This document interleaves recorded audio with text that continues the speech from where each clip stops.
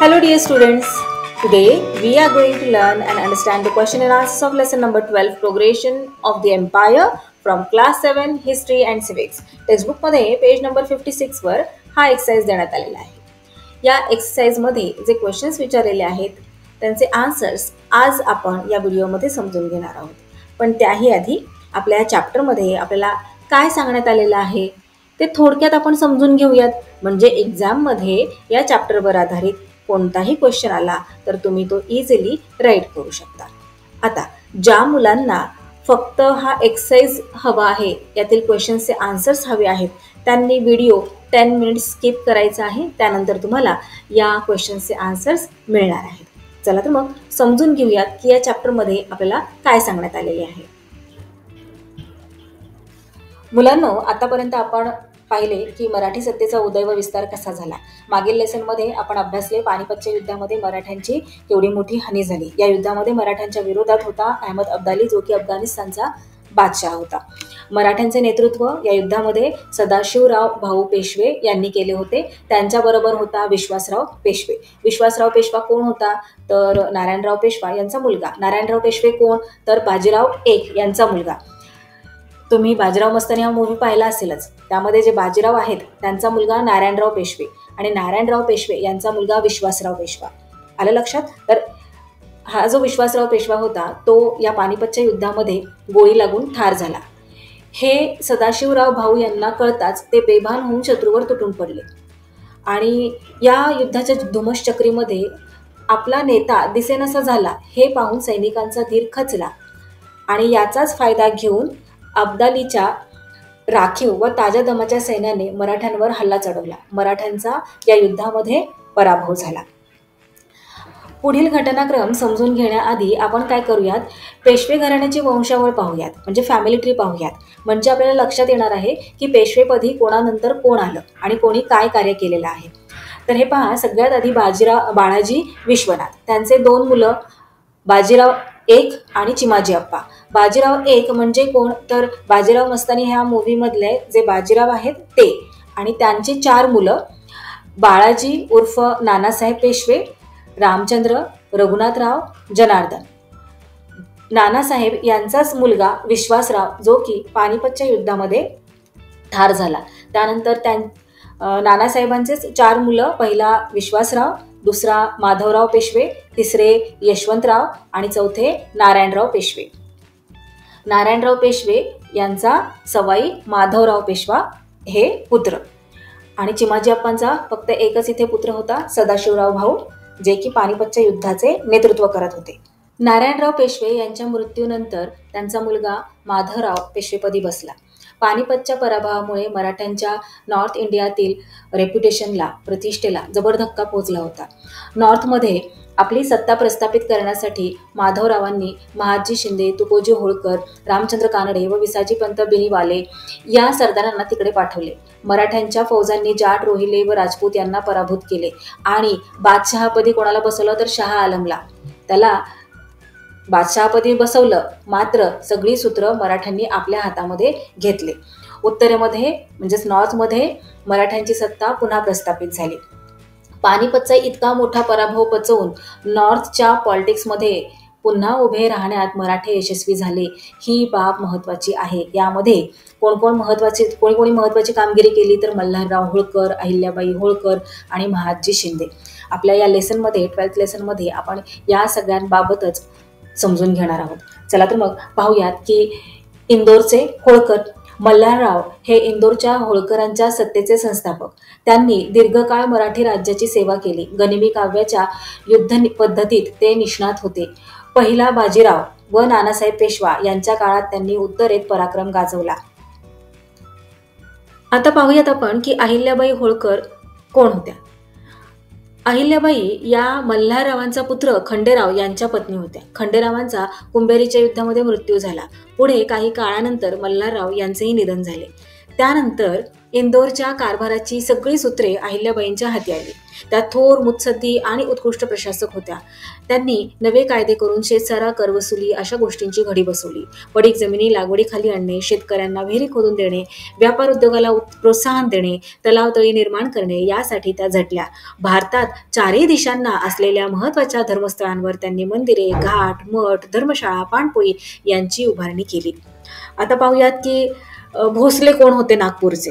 नागपूरकर भोसल्यांच्या घराण्यातील परसोजी भोसले यांना शाहू महाराजांच्या काळात वऱ्हाड व गोंडवन या प्रदेशांची सनद देण्यात आली.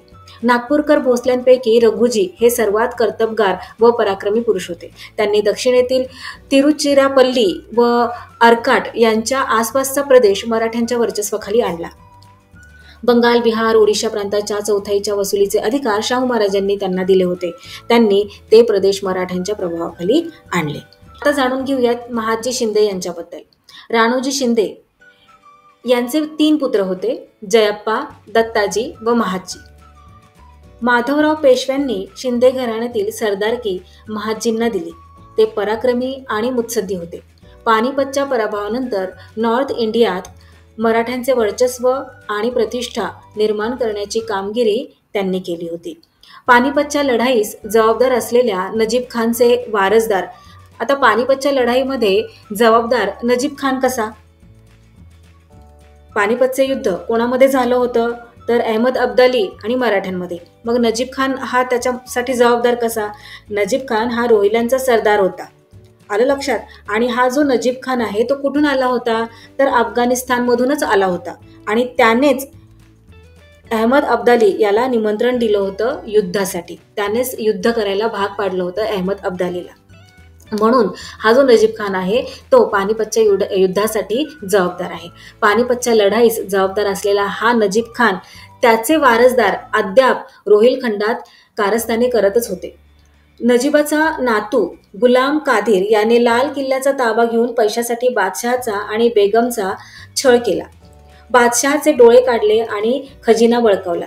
अशा परिस्थितीमध्ये महादजींनी कादिरचा पराभव केला. त्याने बळकावलेली संपत्ती जप्त केली आणि ती बादशहाला परत केली. बादशहाची दिल्लीच्या गादीवर पुनःस्थापना केली.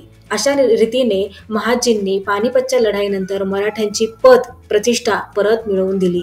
नॉर्थमध्ये इतके सगळे चांगले चालू असताना पुण्यात पेशव्यांच्या घरामध्ये कलह चालू झाले होते. आता पण कलह कशासाठी चालू होते? तर पेशवेपदासाठी चालू होते. रघुनाथराव यांनी त्यासाठी पेशवेपद मिळावं यासाठी इंग्रजांशी हात मिळवणी केली होती. आता हे रघुनाथराव कोण? रघुनाथराव तेच ज्यांनी अब्दालीच्या सैन्याला अटकेपर्यंत पिटाळून लावले होते. अटके पार झेंडे त्यांनी फडकवलेले होते. पण त्यांना आता पेशवेपद हवे होते.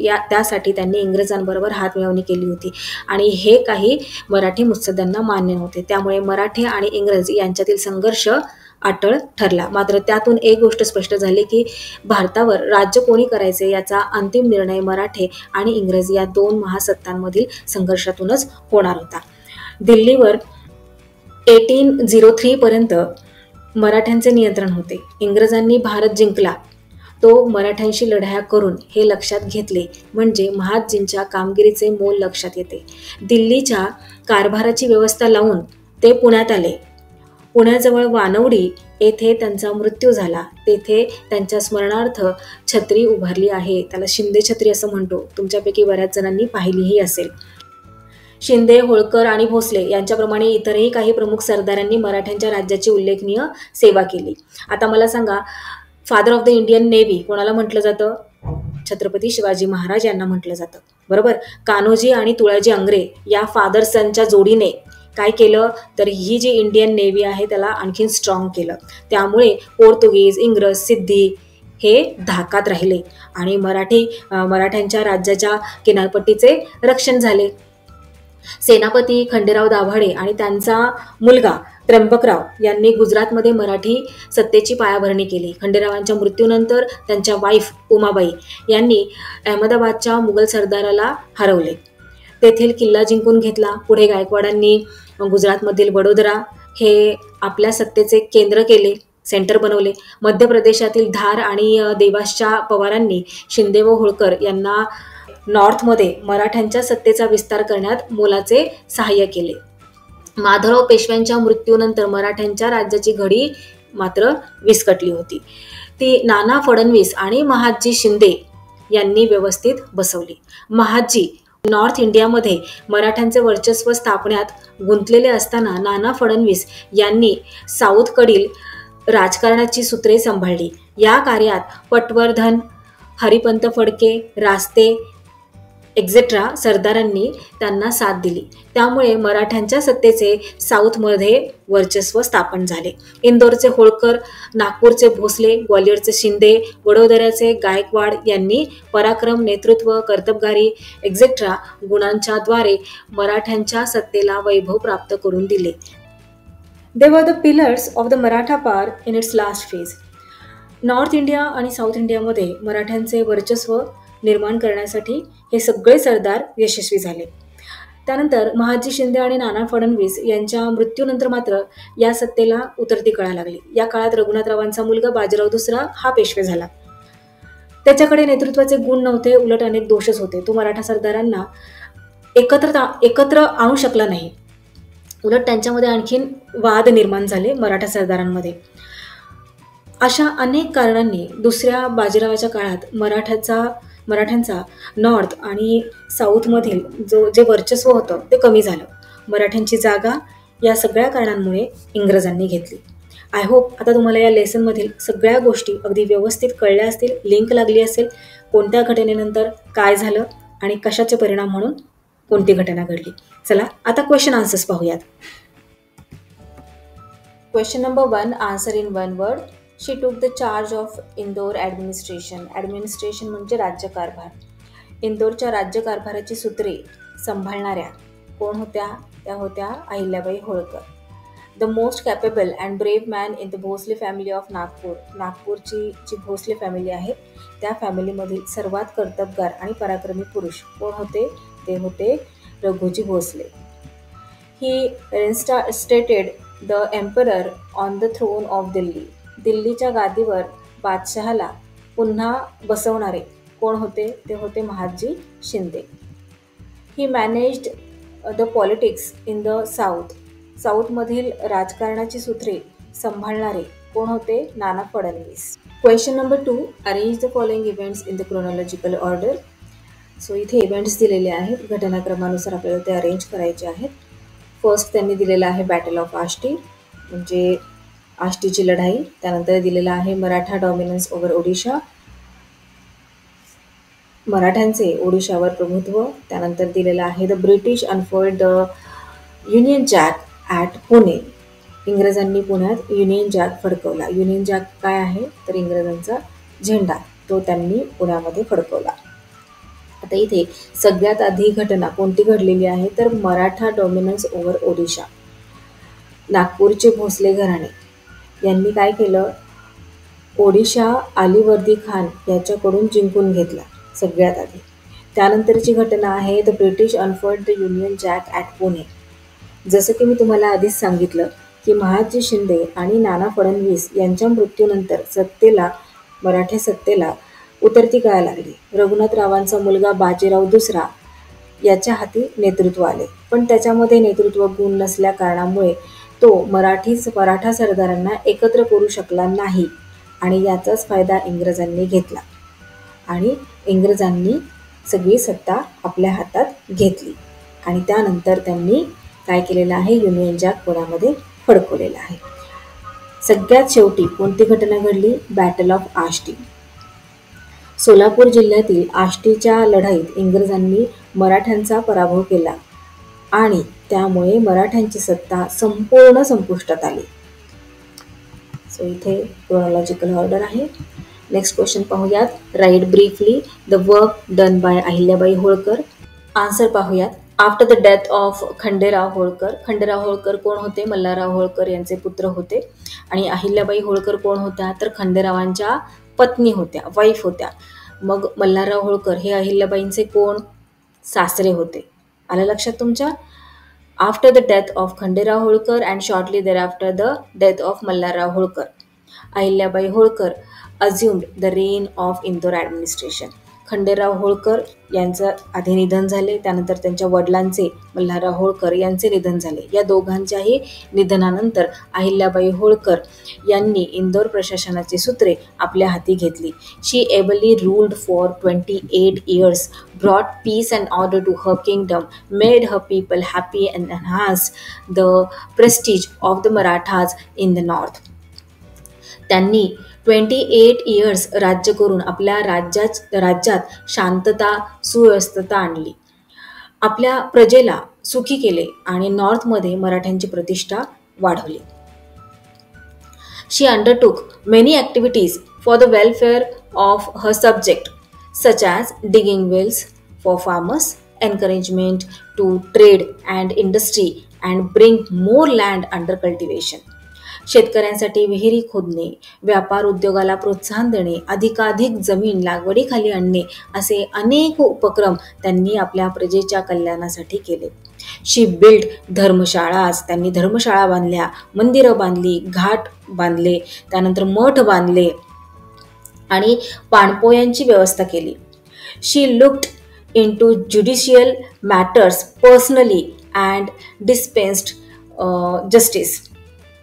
त्यांनी न्यायालयीन बाबी स्वतः पाहिल्या आणि न्याय दिला.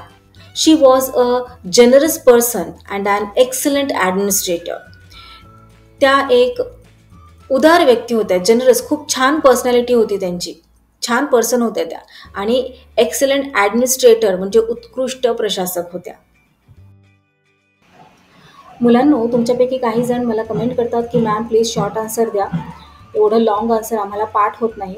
सो ज्यांना हे आन्सर लॉंग वाटत आहे ते या क्वेश्चनसाठी अशा प्रकारे सुद्धा शॉर्टमध्ये आन्सर राईट करू शकतात. चला आता नेक्स्ट क्वेश्चन पाहूयात. The value shown by Mahadji Shinde. Mahadji Shinde यांचा पराक्रम. So answer, Mahadji Shinde was a brave general and an astute statesman. Brave म्हणजे पराक्रमी, अस्ट्यूट म्हणजे काय तर चतुर, हुशार, स्टेटमॅन म्हणजे राजकीय व्यक्ती. महादजी शिंदे हे पराक्रमी आणि मुत्सद्दी, हुशार असे राजकीय व्यक्ती होते. Realizing that the guerrilla tactics of warfare would not be suitable for the warfare in the plains of the north, he trained his army and modernized his artillery under the guidance of D. Boeing, a French military expert. Gorilla tactics आत्तापर्यंत साऊथमध्ये जे use करत होते, साऊथमध्ये कसं आहे, दऱ्या खोऱ्या आहेत, हो की नाही, मग तिथे गोरिला टॅक्टिक्स यूज करून काय केलं जात होते, युद्ध लढले जात होते. पण नॉर्थमध्ये काय आहे, सगळे प्लेन्स आहेत, मग या प्लेन्समध्ये गोरिला टॅक्टिक्सचा यूज युद्धामध्ये करू शकत नव्हते. त्यासाठी महादजी शिंदे यांनी काय केलं, यांनी डी बोईंग या फ्रेंच मिलिटरी एक्सपर्टच्या अंडर त्यांच्या आर्मीला ट्रेन केलं आणि जी आर्टिलरी आहे, तोफखाना आहे, त्याला मॉडर्नाइज केलं. He subdued the Rohillas, the Jats, the Rajputs and the Bundelas. Rohilla, Jats आणि राजपूत, बुंदेला यांचा त्यांनी पराभव केला. He kept the British under restraint. Restraint म्हणजे आवर घालणे, काबूत ठेवणे. ब्रिटिशांना त्यांनी काबूमध्ये ठेवले, आवर घातलं, त्यांच्यावर वचक बसवला. He ably managed the affairs of the tottering Mughal empire with great determination. Mughal empire आता काय झालं होतं, मोडकळीस आलेलं होतं, हो की नाही. टॉटरिंग म्हणजे काय तर कमकुवत होणे, अस्थिर होणे. मग हे जे मुघल एम्पायर अस्थिर झालेलं होतं त्याला व्यवस्थित त्यांनी मॅनेज केलं महादजी शिंदे यांनी. Along with Nana Fadnavis, he set right the affairs of the state which was in disarray after the death of Peshwa Madhavrao. डिसरी म्हणजे अनागोंदी, विस्कळीत. पेशवे माधवरावांच्या मृत्यूनंतर विस्कळीत झालेला राज्याचा कारभार नाना फडणवीस यांच्या बरोबरीने महादजी शिंदे यांनी दुरुस्त केला. नेक्स्ट क्वेश्चन पाहूयात. The Maratha rule in Gujarat. Answer, general Khanderao Dabhade and his son laid the foundation of Maratha power in Gujarat. General Khanderao Dabhade आणि त्यांच्या मुलाने गुजरातमध्ये मराठा सत्तेचा पाया घातला. After the death of Khanderao, his wife Umabai took the charge, bravely fought the battle with Mughal Sardar at Ahmedabad and captured a fort. खंडेरावांच्या मृत्यूनंतर त्यांच्या पत्नी उमाबाई यांनी चार्ज स्वीकारला, पदभार स्वीकारला. अहमदाबाद येथे मुघल सरदारांशी धैर्याने लढाई लढली आणि एक किल्ला त्यांनी ताबीज केला, उमाबाई यांनी गुजरातमध्ये.